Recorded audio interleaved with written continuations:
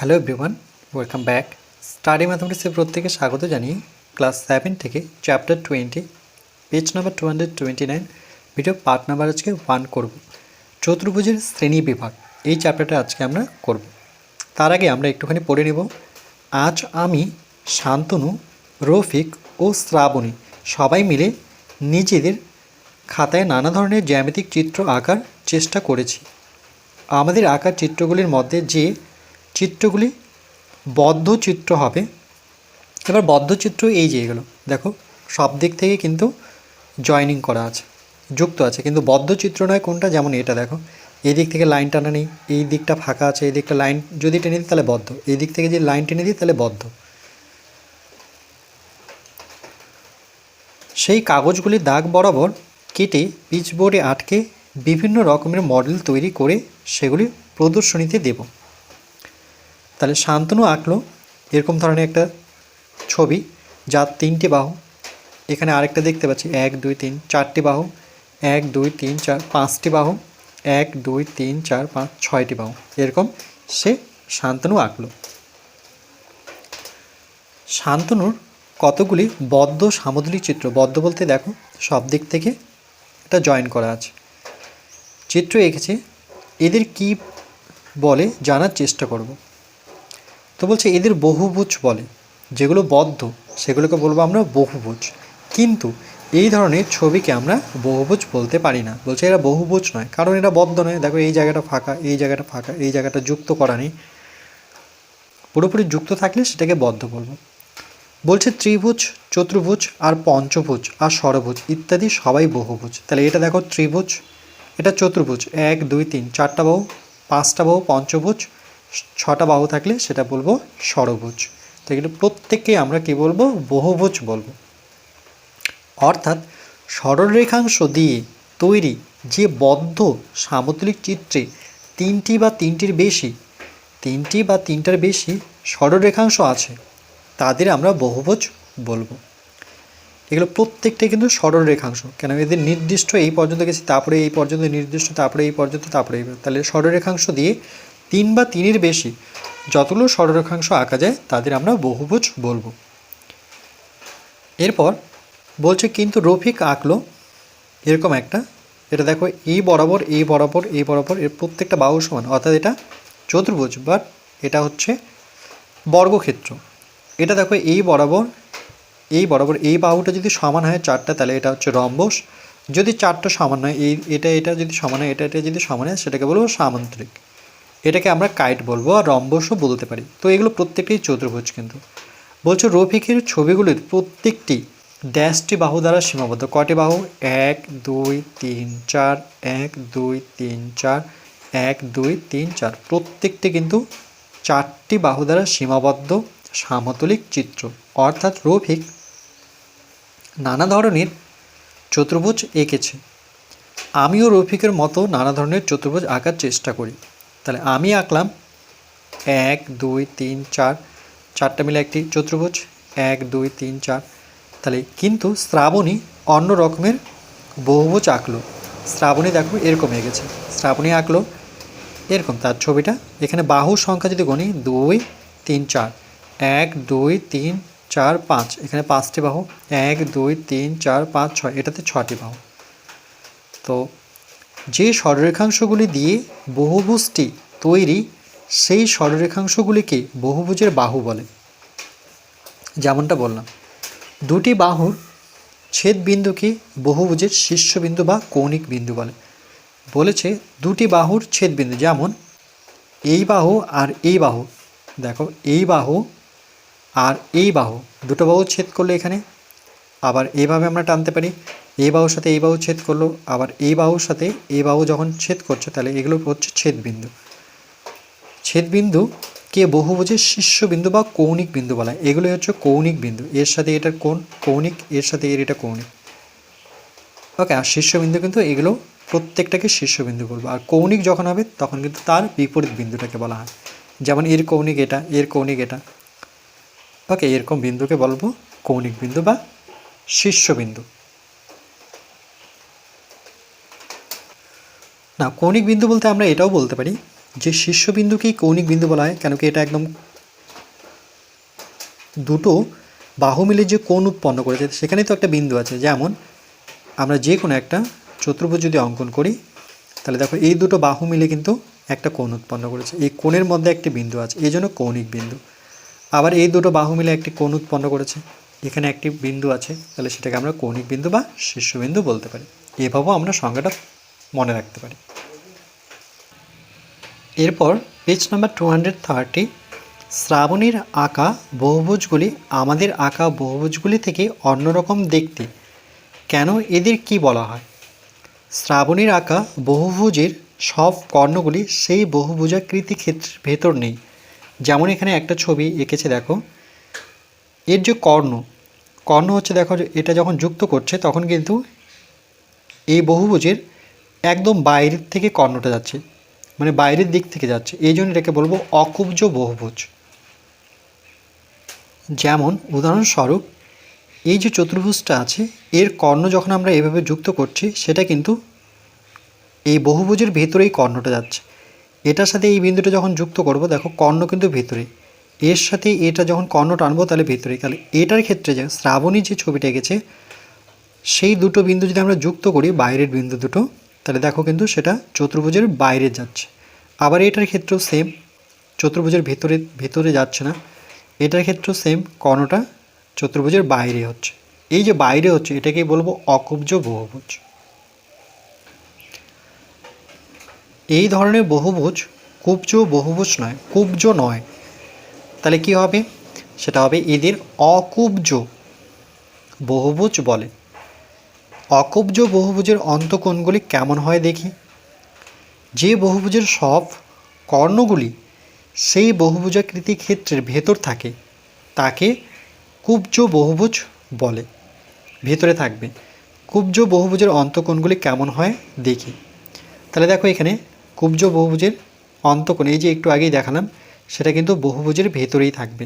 এটা থেকে আমরা এটা যুক্ত করতে পারি, এটা থেকে এটা যুক্ত করতে পারি, সেগুলো কিন্তু প্রত্যেকটি কর্ণ। অকুব্জর ক্ষেত্রে কেমন হচ্ছে? অকুব্জর ক্ষেত্রে যখন আমরা কর্ণ যুক্ত করছি, তাহলে যে কোনো একটা কর্ণ কিন্তু বহুভুজের বাইরে হচ্ছে। এই বাইরে হচ্ছে, এই জন্য এর নাম হচ্ছে অকুব্জ বহুভুজ। এখানে কিছু উদাহরণ দিয়েছে, দেখো কুব্জ বহুভুজ, কিছু অকুব্জ বহুভুজ। তাহলে কুব্জ বহুভুজ দেখো প্রত্যেকটা কিন্তু এই কর্ণগুলো ভেতর দিয়ে যাচ্ছে। এই যে দেখো এগুলো প্রত্যেকটা কর্ণ ভেতরে আছে। কিন্তু অকুব্জ বহুভুজের কর্ণ কিন্তু একটা বাইরে হচ্ছে, এটার ক্ষেত্রেও বাইরে, দেখো এটার ক্ষেত্রেও বাইরে। এবার কর্ণ কি বলছে, কিন্তু যে কোনো বহুভুজের কর্ণ কিভাবে পাবো? যে কোনো বহুভুজের ঠিক পরপর অবশিষ্ট নয় এমন দুটি শীর্ষবিন্দু যোগ করে কর্ণ পাই। যেমন এটার সাথে এটা যুক্ত করে কর্ণ হবে না, পরপর না, এটাকে ছেড়ে, মানে এটা থেকে যদি শুরু করি, এটাকে ছেড়ে তার পরেরটা, তাহলে দেখো এটা কর্ণ। পরপর নয়, এটার সাথে এই বিন্দু কখনো কর্ণ বলতে পারবো না, এটাকে ছেড়ে পরের বিন্দুতে আসবো, তাহলে এটা কর্ণ। আবার এটাকে ছেড়ে যখন এখানে আসবো তখন এটা কর্ণ।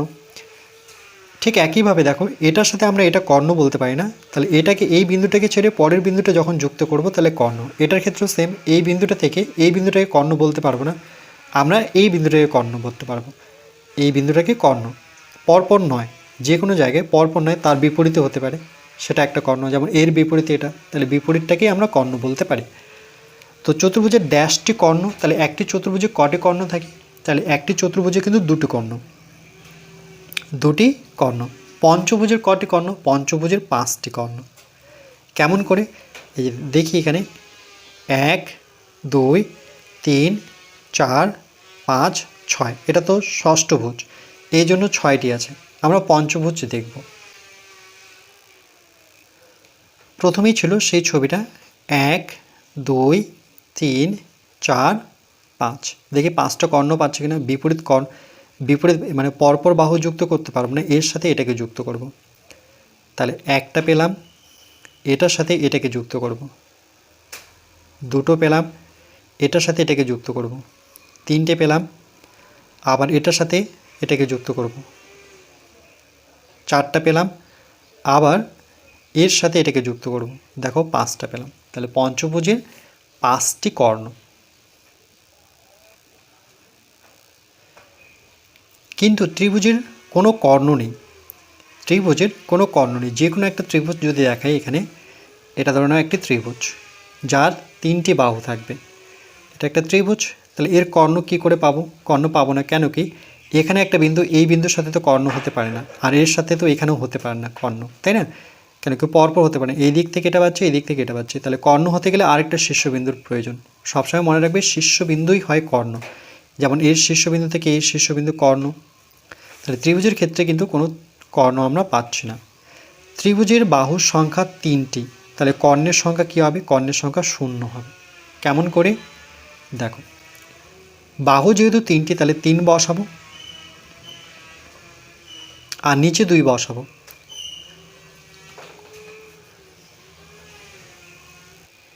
এটা অ্যাকচুয়ালি একটা সূত্র নিয়ে আমরা করব। এখানে দেখো এই 3 হচ্ছে ত্রিভুজের 3টি বাহু, 1 2 3, এই জন্য 3 বসাবো। ত্রিভুজে যেহেতু 3টি বাহু তাহলে এই 3 এখানে থাকলে এখানে কিন্তু 3 রাখতে হবে, এটা হচ্ছে 3টি বাহু। এবার এই 3 আমরা সূত্রে নেব, তাহলে প্রত্যেকটা থেকে দেখো 3 করে বিয়োগ হচ্ছে, তাহলে এটা ত্রিভুজের ক্ষেত্রে 3টি বাহু, আবার এখানে 3ই বসাবো, আর এটা সূত্রের 3 3 3, এটা প্লাস এটা মাইনাস, কেটে গেল, কেটে গিয়ে 3-এর সাথে 0 গুণ করলে আর তার সাথে 2 থাকলে, তাহলে 3-এর সাথে 0 গুণ করলে 0, 0কে 2 দিয়ে ভাগ করলে সেটা 0 হবে, তাহলে 0টি। পরেরটা দেখো, চতুর্ভুজের বাহুর সংখ্যা 4টি, তাহলে কর্ণের সংখ্যা কী হবে? এটা কর্ণের সংখ্যা হচ্ছে, এই যে বাহু যেহেতু 4টি, 4 বসাবো, এই 4টা আবার এখানে বসাবো, আর বিয়োগ করব 3, এটাই সূত্র। 3 বিয়োগ করব, বিয়োগ করার পর তাহলে 4 থেকে 3 বিয়োগ করলে কত হবে? 4 থেকে 3 বিয়োগ করলে 1 হবে, এটা 4, 4 থেকে 3 বিয়োগ করলে 1, নিচে আছে 2, 2 দিয়ে 4কে কাটলে 2 দুগুণে 4, তাহলে 2 দিয়ে 1কে গুণ করলে 2 অক্ষে 2, তাহলে চতুর্ভুজের কর্ণের সংখ্যা 2টি। পঞ্চভুজের বাহুর সংখ্যা 5টি, তাহলে কর্ণের সংখ্যা কত হবে? যেহেতু পঞ্চভুজ তাহলে 5, আর এখানেও 5 বসাতে হবে বাহুর সংখ্যা, আর -3, এই 3টে কিন্তু প্রত্যেকটা ক্ষেত্রে বিয়োগ হবে, তাহলে 5 গুণন 5 থেকে 3 বিয়োগ করলে 2, নিচে 2, 2 2 কেটে গেল, তাহলে থাকলো 5টি। ষড়ভুজের বাহুর সংখ্যা 6টি, কর্ণের সংখ্যা ঠিক একই রকম সূত্র, যেহেতু বাহুর সংখ্যা 6 তাহলে ষড়ভুজ বলতে 6টি, তাহলে এখানে 6 বসাবো, আবার বাহুর সংখ্যা থেকে আমরা 3 বিয়োগ করব সূত্র অনুযায়ী, আর নিচে 2 বসাবো, এই 2 হচ্ছে সূত্রের, এই 3 হচ্ছে সূত্রের, তাহলে 6 থেকে 3 বিয়োগ করলে 3, আর নিচে হচ্ছে 2, 2-এর ঘরে নামতে 3 দুগুণে 6, দুটো 3 অর্থাৎ 9টি। বহুভুজের বাহুর সংখ্যা যদি n হয় তাহলে কর্ণের সংখ্যা কত হবে? যেহেতু এখানে বাহুর সংখ্যা n, তাহলে বাহুর সংখ্যা বসাবো, সূত্রের 3 বসাবো, আর নিচে 2 বসাবো, তাহলে এটাই হবে এর উত্তর।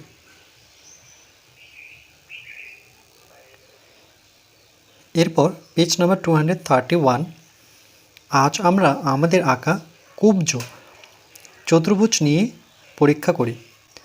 আমি আমাদের আঁকা সব চতুর্ভুজাকার ক্ষেত্রগুলি কাঁচি দিয়ে কেটে আলাদা করে রাখলাম।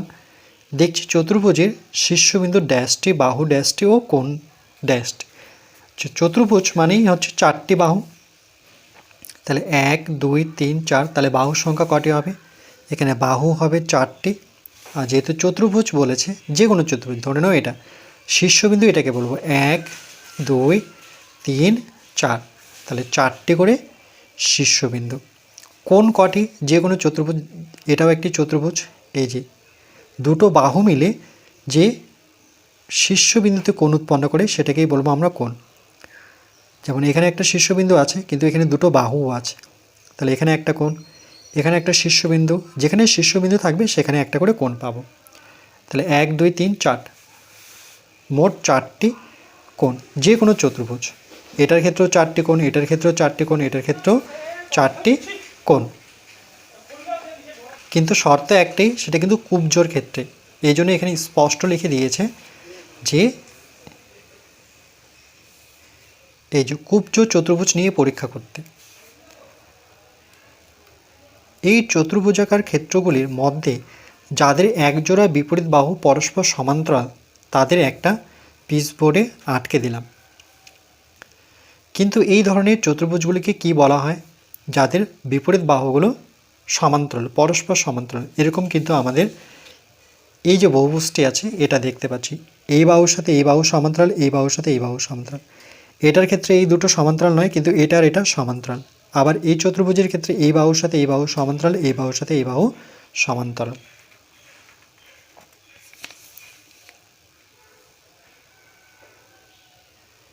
যেসব চতুর্ভুজের এক জোড়া বিপরীত বাহু পরস্পর সমান্তরাল তাদের ট্রাপিজিয়াম বলা হয়। ভীষণ ইম্পর্টেন্ট। যেসব চতুর্ভুজের এক জোড়া বিপরীত বাহু পরস্পর সমান্তরাল তাদের ট্রাপিজিয়াম বলবো। যেমন এখানে দেখো, এটা একটা ট্রাপিজিয়াম, এর সাথে এর বিপরীত বাহু সমান্তরাল, এটা কিন্তু সমান্তরাল নয়। এই বাহুর সাথে এই বাহু সমান্তরাল, কিন্তু এরা দুজন সমান্তরাল নয়। কেন? এই বাহুটা এদিকে বেঁকে আছে, এই বাহুটা এদিকে বেঁকে আছে। এটার ক্ষেত্রে এই বাহু এদিকে বেঁকে, এই বাহু এদিকে বেঁকে, তাহলে এই দুটো সমান্তরাল হবে না। এর সাথে এর সমান্তরাল, আবার এর সাথে এর সমান্তরাল, এরা সবাই ট্রাপিজিয়াম। এদের এ বির সাথে ডিসি সমান্তরাল। দেখো, এ বি বাহুর সাথে ডিসি, এই যে দুটো দাগ দেখতে পাচ্ছ, এটাকে সমান্তরাল বলবো। অর্থাৎ এ বি ও ডিসি, এটাকে এইভাবে যদি আমরা চিহ্ন দিয়ে প্রকাশ না করি, তাহলে কোথায় কি করে লিখব? অর্থাৎ আমরা এইভাবে লিখতে পারি, এ বি ও ডিসি পরস্পর, তখন কিন্তু কথায় লিখে দিতে হবে, সেটা কি? সমান্তরাল। যেসব ট্রাপিজিয়ামের এক জোড়া বলতে দুটো বিপরীত বাহু সমান্তরাল, কিন্তু অপর বিপরীত বাহু দুটি যদি অসমান্তরাল হয়, তাহলে এই দুটি বাহুকে কি বলবো? সেগুলোকে তির্যক বাহু বলবো। এই যে দেখো, তির্যক বাহু মানে সাইডভাবে আছে। উপরের চিত্র দুটিতে এ বি সি ডি ট্রাপিজিয়ামের যেমন আমরা দেখলাম এ বির সাথে ডিসি সমান্তরাল এবং এডি আর বিসি অসমান্তরাল, মানে সমান্তরাল নয়। এই অসমান্তরাল বাহুদ্বয়কে আমরা তির্যক বাহু বলবো। মানে এইভাবে, এই সাইডভাবে থাকবে, এটাকে আমরা তির্যক বলবো। যদি সোজাভাবে থাকে তাহলে কিন্তু তির্যক বলবো না, যখনই এরকম বেঁকে থাকবে সেটাকে তির্যক বলবো। যে ট্রাপিজিয়ামের তির্যক বাহু দুটির দৈর্ঘ্য সমান, তাহলে সেই ট্রাপিজিয়ামকে সমদ্বিবাহু ট্রাপিজিয়াম বলবো। যেমন উদাহরণস্বরূপ এ বি ডিসি, দেখো এই বাহুর সাথে এই বাহু সমান্তরাল নয়, কিন্তু এদের দূরত্ব সমান। এ থেকে ডি যার দূরত্ব, বি থেকে সি দূরত্ব সমান, তাহলে এই দুটো বাহু সমান। আর এটা যেহেতু ট্রাপিজিয়াম, তাহলে আমরা বলবো এটি হচ্ছে সমদ্বিবাহু ট্রাপিজিয়াম। সমদ্বিবাহু কথার অর্থ হচ্ছে দুটো বাহু সমান। এবার বুঝেছি উপরের 2 নং চিত্রে, অর্থাৎ এটার ক্ষেত্রে বলছে এবিসিডি ট্রাপিজিয়ামের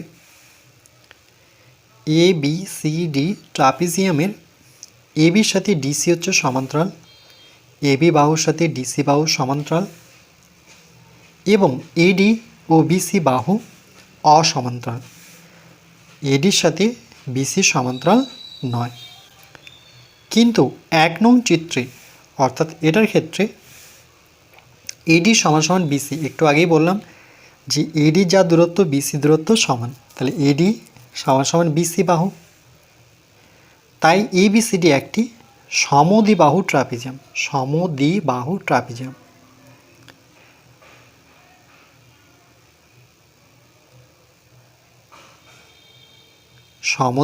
ট্রাপিজিয়াম হবে। চাঁদা ও স্কেলের সাহায্যে মেপে দেখছি চিত্র 1 নংয়ে এডিসি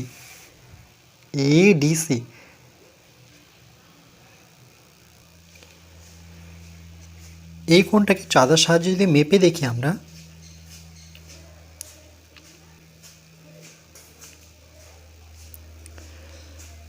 0, 10, 20, 30, 40, 50, 60, দেখো একদম 70। তাহলে এডিসি ডি মাঝখানে আছে, তাহলে এই কোণটা হচ্ছে 70 ডিগ্রি। তাহলে এখানে বসাবো 70 ডিগ্রি, তো লিখে দেওয়াই আছে। ঠিক একইভাবে ডিসিবি অর্থাৎ এই কোণটা মাপবো এবার।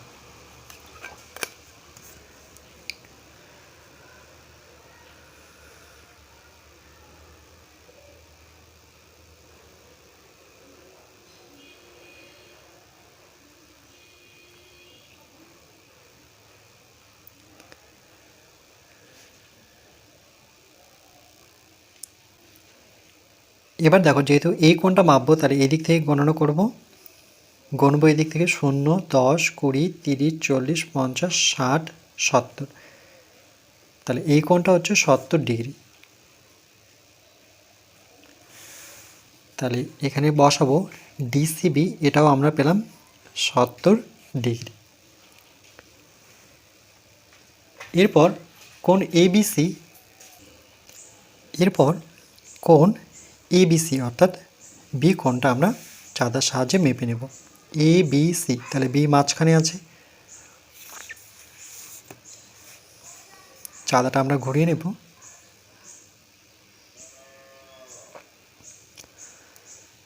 যেহেতু এই কোণটি মাপব,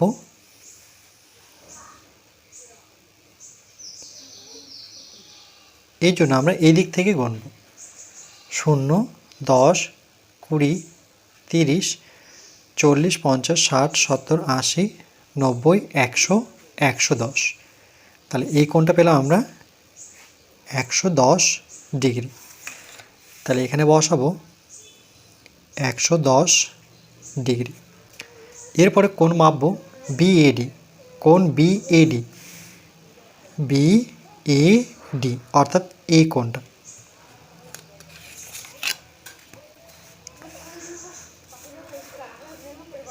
আবার এখানে আমরা চাঁদা বসাবো। ওকে, চাঁদা বসিয়ে মাপবো। 0, 10, 20, 30, 40, 50, 60, 70, 80, 90, 100, 110 ডিগ্রি।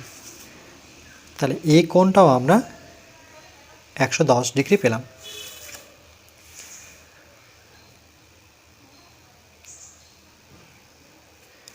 এটা কেন হচ্ছে, তার কারণ এই দুটো বাহু সমান।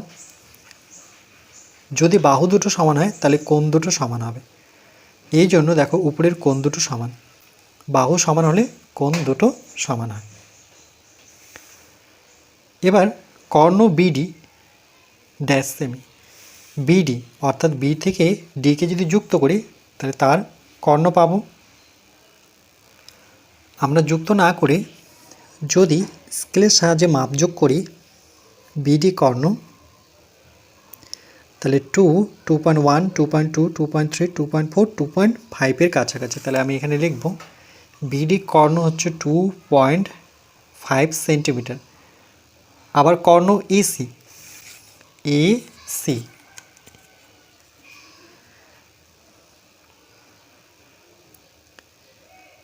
এটাও দেখো 2.1,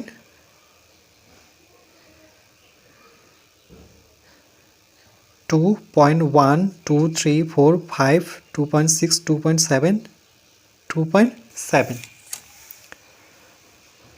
তাহলে এখানে আমরা বসাবো। আচ্ছা, আরেকটু দেখে নিই বিডি কর্ণ।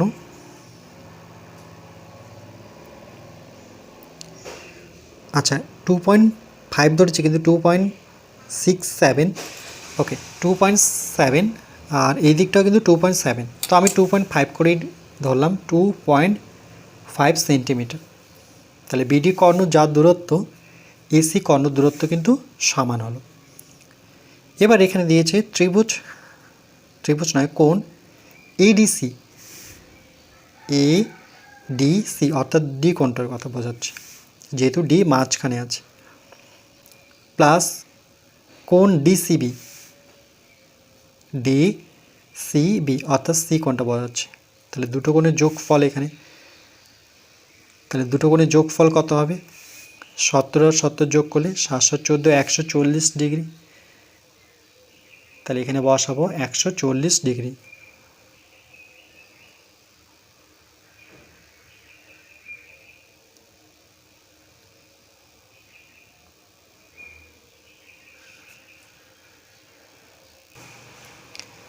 এরপর কোণ এডিবি,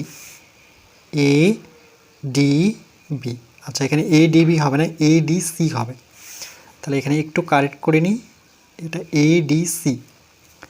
তাহলে এডিসি অর্থাৎ এই কোণ 70 ডিগ্রি, এর সাথে যোগ করব কোণ ডিএবি, অর্থাৎ এই কোণ, সেটা কত? 110 ডিগ্রি, 110 ডিগ্রি। তাহলে 110-এর সাথে 70 যোগ করলে 180 পাবো, 180 ডিগ্রি। দেখছি ডিসি বাহু সংলগ্ন কোণ দুটির পরিমাপের সমষ্টি দুই সমকোণের। ডিসি বাহু সংলগ্ন, ডিসি কোথায় দেখো, ডিসি, এই যে ডিসি, ডিসি বাহু সংলগ্ন কোণ দুটির পরিমাপের সমষ্টি দুই সমকোণের বেশি না কম। তাহলে দেখো সেটা কত, 140। তাহলে সেটা কিন্তু দুই সমকোণ বলতে, এক সমকোণ বলতে 90 ডিগ্রি, এটা মনে রাখতে হবে।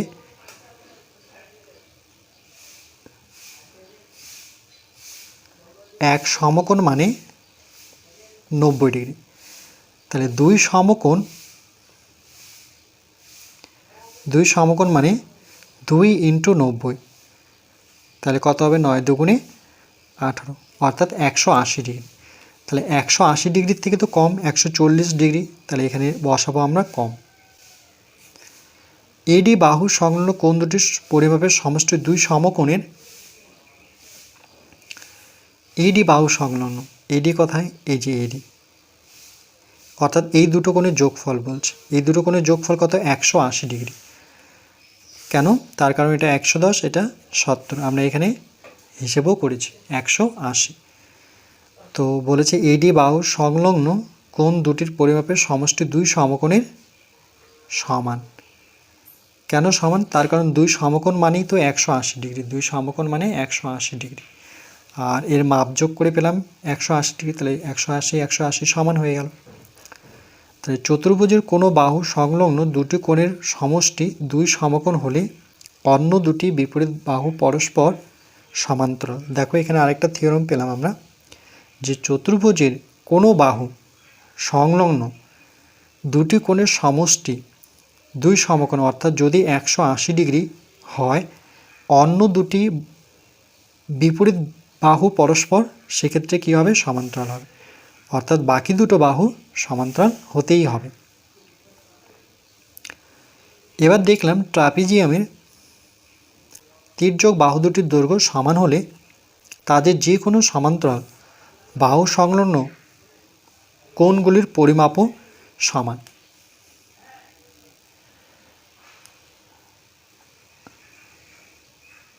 এখানে বসাবো সমান। ট্রাপিজিয়ামের তির্যক বাহু দুটির দৈর্ঘ্য সমান হলে, তির্যক বলতে এই দুটো বাহুর দৈর্ঘ্য যদি সমান হয়, তাদের যে কোনো সমান্তরাল বাহু সংলগ্ন কোণগুলির পরিমাপও সমান। যে কোনো, যেমন এটার সাথে এটা সমান, এটা একটা সমান্তরাল সরলরেখা, এটা একটা সমান্তরাল সরলরেখা, তাহলে এরা দুজন সমান হলে এই দুটো কোণও সমান হবে। বাহু সংলগ্ন বলে দিয়েছে এখানে, এই যে বাহু সংলগ্ন বলতে দুটো বাহু মিলে। এবং ট্রাপিজিয়ামটির কর্ণদ্বয়ের পরিমাপও কী হবে, সমান হবে। যদি বাহু দুটো সমান হয় তাহলে ট্রাপিজিয়ামের কর্ণ যে আছে সেটাও সমান হবে। আমরা একটু আগে দেখলাম 2.5 2.5, এটা যদি অ্যাকুরেটভাবে মাপতে চাও তাহলে কিন্তু 2.5 হবে না।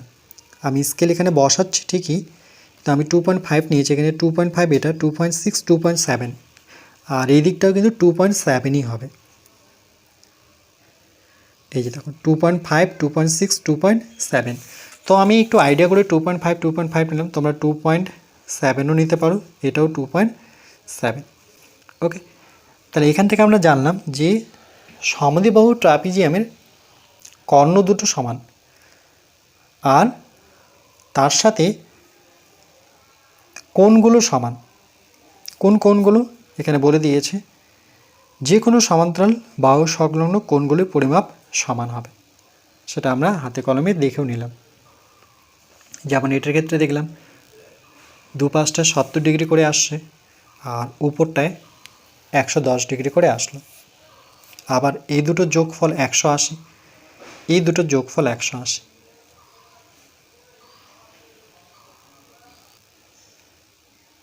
এরপর আমরা পার্ট 2-এ বাকি আলোচনাটুকু করব।